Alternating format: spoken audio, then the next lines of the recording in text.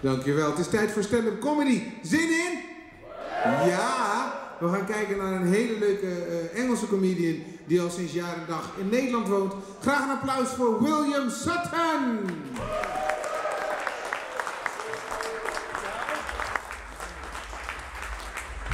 Yeah, yes, good evening, thank you very much. So nice to be back here in the Paradiso. Last time I was here, we trashed the dressing rooms. I say the last time, I mean the only time. I can hear you figuring out, who the fuck am I? Don't worry about it. I'm a niche performer. I'm a niche actor. I'm a niche comedian. In fact, I am Will I Am. And I'm so far up my own niche, it's a niche. So let's scratch it. There's two upsides to Brexit. The first upside is, of course, the Reunion Boys. Yeah, my wife is a fan. Obviously, she's had enough of these abs. Sorry, that's this ab. My wife is one of those people who does lists when we argue. She uses numbers or letters. I don't know if it's recognizable to the couples in the room. My wife is like, A, yada, yada, yada. B, yes, that's all I hear. Second upside to Brexit is, of course, perhaps now my English relatives won't visit as much. No, seriously, at the moment it's like once every 4 or 5 years. It's fucking driving me mad. My Scottish relatives are welcome anytime, of course. I count myself a global citizen. Most of my adult life I've spent in my adopted country of the nation of the Tatars, in the city of Amsterdamabad, soon to be known as Expatville.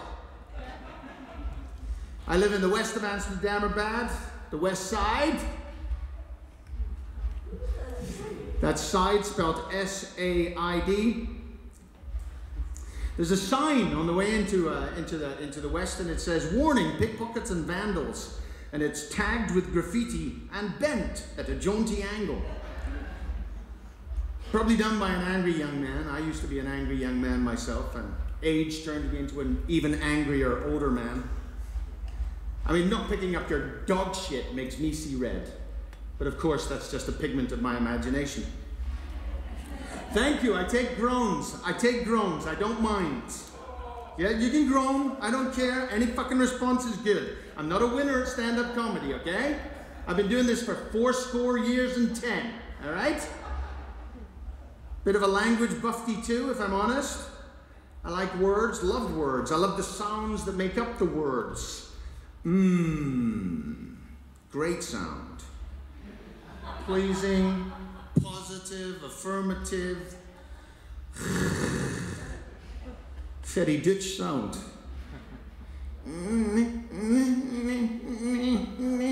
Very English sound. I love accents. I've got absolutely no control over my own. I find that the Brits make snap judgments based on how you sound. You know, I also love when people run out of an argument and resort to empty facial tics and pulling smug, self-satisfied faces, like Boris Johnson at question time. Okay, I thought that would get a bigger laugh. You know, no, don't worry about it. Don't worry about it. It's topical, but obviously not fucking funny. People ask me, what's it like to be a comedian? And I say, you know that film of sweaty filth between your buttocks and your underwear after a bad bout of diarrhea? Well, it's like you're covered in that, and it won't wash off. It's kind of how I feel about politics too, and Brexit in particular. Obviously, there's no in-depth analysis here. I mean, I don't know. I know enough to know that I don't know shit.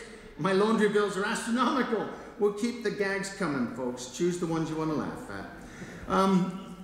Is it time for another purge, I wonder? How does the world remember England? Mind the gap.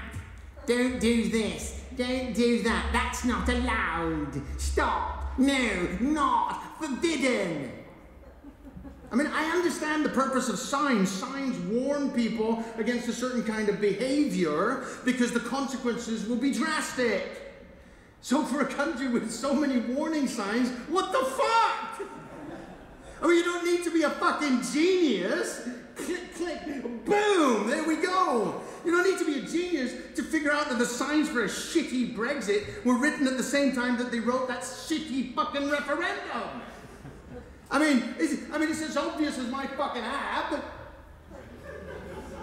I mean, I don't need an inquiry into Iraq 1 either to know there were no weapons of mass destruction. Somehow the argument about weapons of mass destruction gets reduced to, wait a minute, how did he pronounce inquiry? Did he say either? I'm cynical about power. I really am. Okay, I had no voice in Brexit. I had no choice. I couldn't vote. I wouldn't anyway. I never have. I don't believe in representative democracy.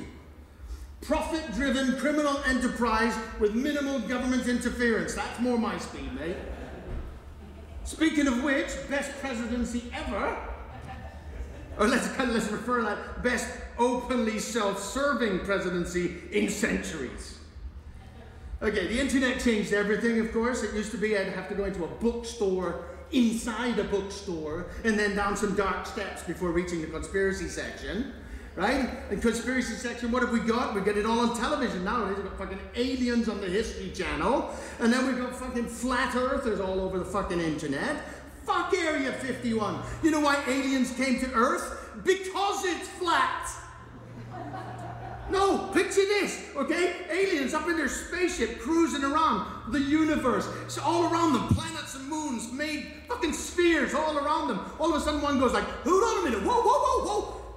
Is that planet flat? What the fuck? It's surrounded by a wall of ice. What the fuck? What's it resting on? Oh, it's a guy resting it on his shoulders. No, it's elephants. No, it's turtles. It's turtles all the way down. Fucking alien guidebooks, it's #1 in the alien guidebooks, and the alien mission and guide is like, it's like, go to Earth, it's flat. Okay. We need a purge. Let me see where I am. Oh yes, I got just enough time. Ladies and gentlemen, I'd like to do a little Shakespearean pastiche for you to close off this area. I like to call it the tragedy of Brexit. Okay, or JC as Theresa May likes it. Friends, Britons, countrymen, lend me your ears. I come to bury Brexit, not to praise it. The noble Boris told you Brexit was ambitious. If so, it were a grievous fault, and grievously had Brexit answered it.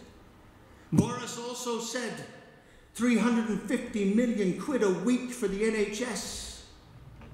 And Boris is an honourable man. So are they all honourable men. Nigel Farage would have sent many captives home to Rome, back home. He would have sent them. David Cameron, the Prime Minister, who gambled and lost, then turned and ran. Did this in Cameron seem like ambition? When that the pork hath cried, Cameron wept. Jacob Rees-Mogg was thrice presented a crown which thrice he did refuse. Was this ambition? And sure, he is an honourable man, and the Ramoners say. But I'm not here to say what the Ramoners spoke. I'm here to say what I know to be. Bear with me. My heart is in that coffer there with Brexit. I must pause till it come back to me.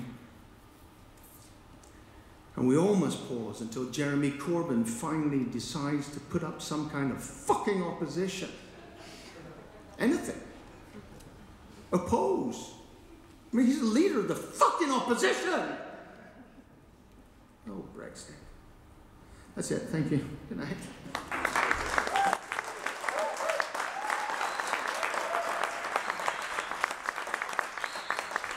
You have just witnessed something niche. A round of applause for Will Sutton, please.